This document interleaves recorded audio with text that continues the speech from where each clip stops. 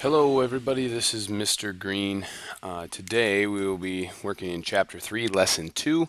The topic for today is slope. So today two things you're going to be able to do is calculate the slope from a graph, and you're going to be able to calculate the slope given 2 points on a line. So to start, I'll just talk a little bit about what slope is. Now hopefully this isn't the first time you're hearing about slope. You should have talked a little bit about it last year, but maybe not. So the term slope is used to describe the steepness of a line. So it's the measure of how steep a line is. Okay. Technically, slope is the ratio of the rise, which is the vertical change, to the run, which is the horizontal change. Now, yesterday we talked about the rate of change. Well, on the next slide we'll see that the rate of change is the slope. The rate at which the line is changing is the slope. So for slope, we abbreviate with the letter M. Okay, M, which stands for slope, is rise over run. Well, rise is the vertical change. Well, which axis runs vertically? That would be the y-axis. So this is the change in y over, now run is the horizontal change, well that's the x-axis, over the change in x, which is the same as our rate of change. So slope and rate of change are essentially the same thing. Rate of change is generally used to describe how two quantities are related. Slope specifically looks at the steepness of a line. So that's why we have two different names for it, but essentially it is the same thing. Now, if I were in class with you, we'd go through this graphic organizer, but I am not, so we will not. So moving forward here, how to find the slope using a graph or table. So again, like I said before in the previous page, slope is the rate of change, and it can be positive, which is slanting upward, or negative, slanting downwards. So a big key when we talk about positive and negative slope and slanting up and down is we want to be working from left to right. So one thing I always like to picture here is if I have a line, I want to draw a little stick figure on this line on the left hand side, because again we're going to work from left to right. So here's my stick figure. If he is running upwards, okay, or uphill, that is a positive slope. So as it moves up from left to right, that's a positive slope. And the alternate is true as well, or the opposite maybe is true as well. If I have a line like this and I draw my stick figure on there like this, and as I move from left to right, if he is running downhill, this would be a negative slope. Okay, negative slope. So as our slope increases, as the number of the slope increases, so does the steepness of the line. So if it is a large positive number, okay, it'll be very steep upward. If it is a large negative number, or the absolute value of the negative number is large, it will be a very steep line negatively. Now, the closer we get to zero, the flatter the lines get. So if we have a fraction or a decimal type answer in between 0 and 1, those are going to be really flat type lines. Okay? In general, when we're working with a graph, we want to find the slope as the rise over the run, the vertical change over the horizontal change. So here, if we take a look at example number 1, we have a treadmill and it gives us our dimensions. What we're really trying to do is calculate the slope of this line right here, the bottom base of that treadmill. So we're going to work from this point to that point, again, working from left to right. Okay, so slope, defined as M, equals the rise over the run. So from the point on the left to get to the point on the right, how much does it rise? Well, that is 10 inches. So then to get from here, from my 10 inches above the point on the left, to get over to the point on the right, how far do I run, or what is the horizontal change to get over there? that is 48 inches. So my slope is 10 over 48. Now, in general, I want to leave it as a fraction, even an improper fraction, but I always want to reduce. 10 over 48, I can divide both by 2, and I get 5 over 24. Okay, and that's as far as I can reduce it. Now, that is less than 1 but greater than 0. So you see we have a pretty flat line. Okay, it's not very steep. Okay, it's pretty flat. And I know if I was on that treadmill, I would really appreciate the fact that it's not very steep. So again, just remember slope is the rise over the run, and you want to work from left to right. Go ahead and take a moment to try the got it problem, problem A. I'll be back in a minute. Pause the video. I'll be back in a minute to tell you the answer. Okay, we should be back from trying the got it problem A. Let's go ahead and go through it.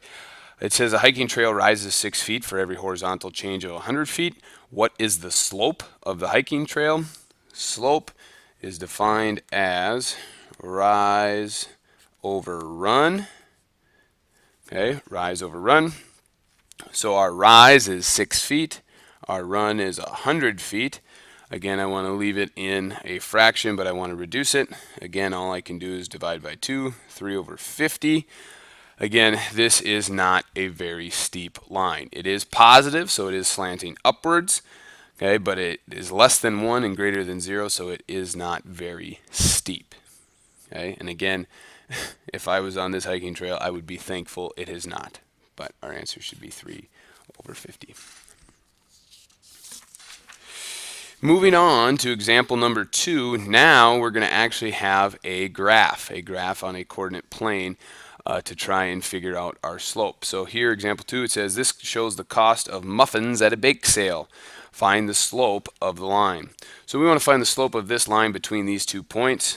So there's the first point, there is the second point. Again, I want to start at the one furthest to the left and work to the right.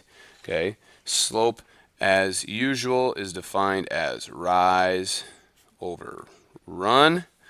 Okay, so how much does it rise if I start here to get to the other point? Well, it rises 1, 2. So the rise is 2, and the run would then be 1. I just move it 1 spot to the right. Rise over run is 2 over 1, which of course reduces to just 2. Okay, just 2. So the slope of this line is 2. That is a fairly steep line when you look at it. So it has a positive slope. It's slanting upwards. If I draw my stick figure over here on the left-hand side, he's definitely running uphill. Positive slope, positive answer. Now, one thing that can be tricky when we are working on the coordinate plane is how do I know if my rise and my run are positive or negative? So down here, there's a little sticky note that explains that to us. So if I am moving up on a coordinate graph, that indicates a positive change. If I'm moving down, that indicates a negative change. Okay, so if my rise from left to right would be down, my number here would have been negative.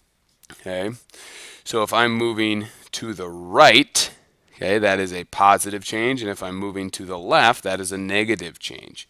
Okay, same thing as before, except left and right handle the run or the horizontal change, up and down handle the rise. So if you're rising upwards, that's a positive. If you're rising downwards, that's negative.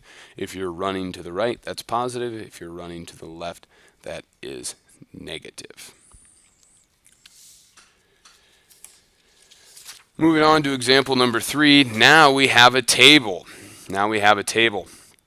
So it's important here. It says the points lie on the line, find the slope of the line.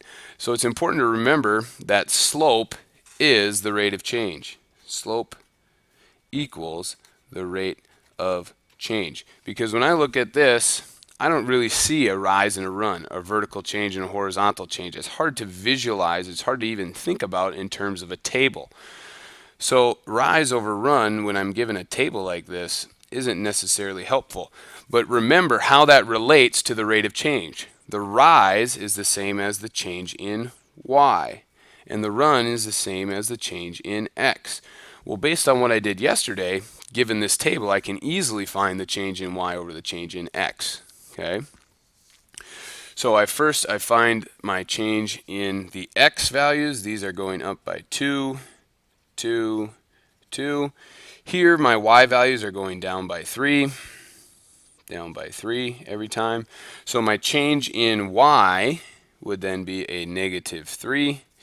My change in x would be 2. So the slope of my line is negative 3 over 2, and that is reduced. And again, I say, please, please, please leave it as an improper fraction. Once we start graphing lines, you will see why. It's very helpful if it's in an improper fraction. But for now, just leave it as an improper fraction. You'll understand a little bit better why in the upcoming sections. Okay, but remember, if you're given a table, just use your rate of change. Change in y over change in x. The same as rise over run. Rate of change is slope. Go ahead and pause the video at this time and try B and C on your own, please. Try B and C on your own.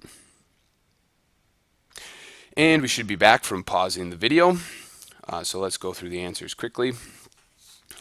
B here, we're given a graph, so all we need to do is count out our rise over our run. Okay, so from left to right, okay, it rises 1, 2, 3 units. Okay, and it runs 1, 2, 3, 4. So my rise over run is 3/4. So I'll rewrite that a little easier to see there. Rise over run is 3/4, so my slope is 3/4. Again, positive slope. It's slanting upwards from left to right. C is a table, so we want to look at our rate of change, or our change in y over our change in x, because we know that's the same as our slope. Okay, it's another way to define slope.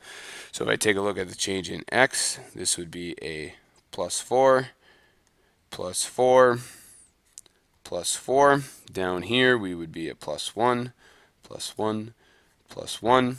So my change in y over my change in x is 1 over 4. Okay, so my slope is 1 over 4. So my rate of change is 1 over 4. They're all the same thing. Okay, so there are your answers for B and C. Now, moving on into our next key concept is something called the slope formula, because now we need to calculate the slope when we're only given 2 points on the line. How in the world can we do that? Well, here's how. Slope is defined as rise over run. Okay, and we talked about the rise being the vertical change, or the change in y over the change in x. Okay, so actually if we go back and look at one of our last examples, how exactly do we find the change in y? What are we doing here? Well, we're subtracting these two y coordinates to find that change. And the same on x. We're subtracting these two x coordinates to find the change in x. So where our slope formula comes from is that we have 2 points, and each point has an x coordinate and a y coordinate. Okay, so in order to find the vertical change, or the change in y for those 2 points, we need to subtract our 2 y coordinates. That gives us the change in y. That's where we get y sub 2 minus y sub 1. Okay, and we need to subtract our x coordinates to find our horizontal change. That's where we get x sub 2 minus x sub 1. That's our change in x, which is our run. Okay, so the formula goes like this: m equals y sub 2 minus y sub 1 all over x sub 2 minus x sub 1.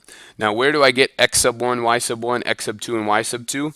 Well, if you can see that, I'll try and zoom in here. If you can see that, these are just the coordinates of the 2 points on the line. This is point number 1, so it gets x sub 1, y sub 1. This is point number 2, so it gets x sub 2, y sub 2. The x coordinate in the first point is x sub 1. The y coordinate in the first point is y sub 1. The x coordinate in the second point is x sub 2. and the y coordinate in the second point is y sub 2. Again, like most things in math, we need to make sure we are pronouncing or calling these things by their proper name. Okay, it is y sub 2 and y sub 1. Please don't call it y2 and y1. Okay, those are different things. They mean different things. Please use the correct vernacular. Now, down here at the bottom there is a note. It says it does not matter which point you define as x sub 1, y sub 1, and x sub 2, y sub 2. However, the coordinates of both points must be used in the same order. So I can't say that this coordinate is x sub 1 and then this one be y sub 2.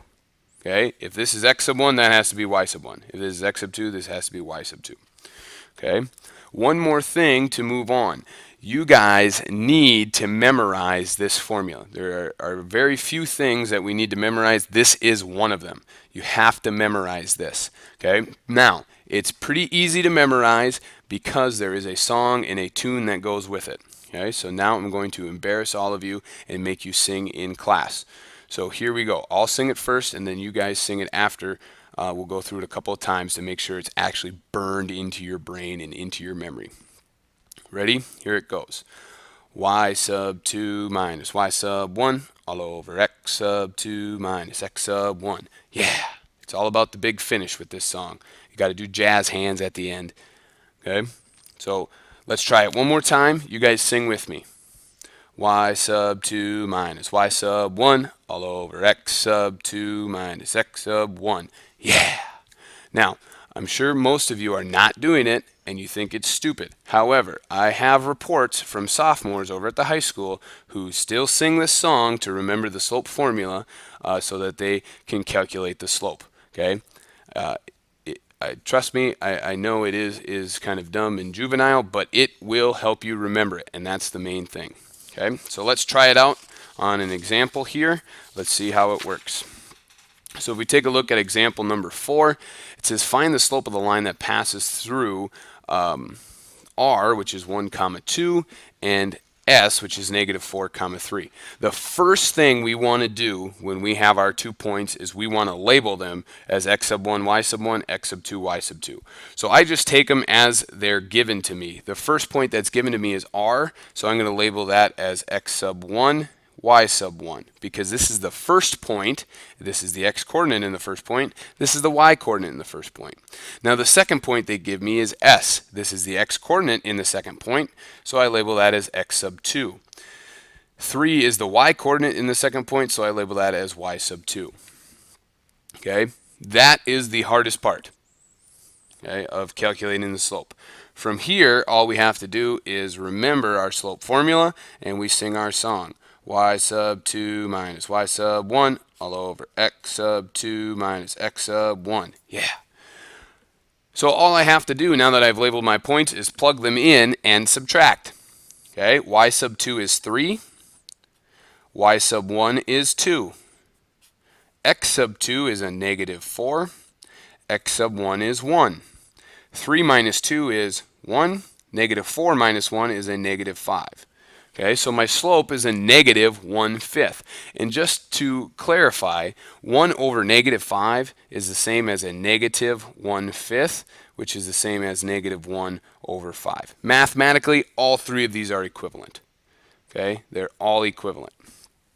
So really, all you're doing is subtracting. We've subtracted for a long time. Okay, the math here is not difficult. The difficult part is the organization, making sure you label these points correctly and plug them in correctly. I would write out the slope formula every time. Otherwise, it's very, very easy to mix these up and put them in the wrong spot, and that results in a wrong answer. Okay, so you have to count yourself lucky that the math is pretty easy. All we're doing is subtracting 2 integers. I mean, we've done that since the 6th grade. Okay. So, like I said, the hard part is organizing it and putting them in the right space. So take your time, do a good job on this. Over here there is a note. If you'd like to check your answer, you can flip-flop which points you plugged in for x sub 1, y sub 1, and x sub 2, y sub 2. Do that for the different points, and you will get the same answer. Okay, or if you did it correctly, you will get the same answer. Now, in the interest of time, I'm not going to go through that. Okay, but you can check your answer that way. Go ahead and pause the video and try D and E on your own, please. Try D and E on your own. And you should be back from trying D and E. We'll go through them quickly. So remember, write out the slope formula. M equals a y sub 2 minus y sub 1 all over x sub 2 minus x sub 1. Yeah. Okay, there's my slope formula. Now, label my points. And maybe I should have labeled my points first. Okay, first point I'm given, this is the x-coordinate, x sub 1. This is the y-coordinate of the first point, y sub 1. This is the x-coordinate in the second point, x sub 2. This is the y-coordinate of the second point, so I call it y sub 2. Plug it in and simplify. Y sub 2 is 3. Y sub 1 is 2. 3 minus 2. X sub 2 is 5. X sub 1 is 2. So I have 5 minus 2. 3 minus 2 is 1. 5 minus 2 is 3. My slope for the line that passes through these 2 points is 1/3. Okay, 1/3. E works exactly the same way, except now it's a little bit more difficult because I have negative numbers. Okay, and it's the only difficult part is the subtraction. So first thing, label my points. This is the first point and the x-coordinate in the first point, so I'm going to label that as x sub 1. This is the y-coordinate in the first point, so I label that y sub 1. This is the second point now, and this is the x-coordinate, so I label it x sub 2. And this is the y-coordinate. Make sure that's an x. I'm sure you guys are already yelling at me. Make sure this is the y-coordinate of the second point, so it is y sub 2. Okay. Now, remember the slope formula. M equals y sub 2 minus y sub 1 all over x sub 2 minus x sub 1. Yeah. Okay. Now I plug it in, subtract, and simplify. Now, be careful with the negatives. Here's a trick. When you plug it in, make sure you put it in parentheses. So, negative 2 minus y sub 1, which is a negative 4. On the bottom, I have negative 3 minus a negative 7. Okay? Make sure you put those in parentheses so you don't mess up the negative signs. When I'm subtracting a negative, I want to add the opposite. So instead of subtracting a negative, I'm going to add a positive. Well, negative 2 plus 4 is a positive 2. Now down here, negative 3 minus a negative 7. Well, minus a negative is the same as adding a positive 7, and that is 4. Now 2/4 can be simplified. If it can be simplified, simplify it. 2/4 equals 1/2. That's as far as it goes. That is my slope. So, a couple notes about slope. If you can simplify, do it, except leave it as an improper fraction and leave it as a fraction. Please don't convert it into a decimal. I want it as a fraction. And again, you'll see why in the next upcoming lessons. All right.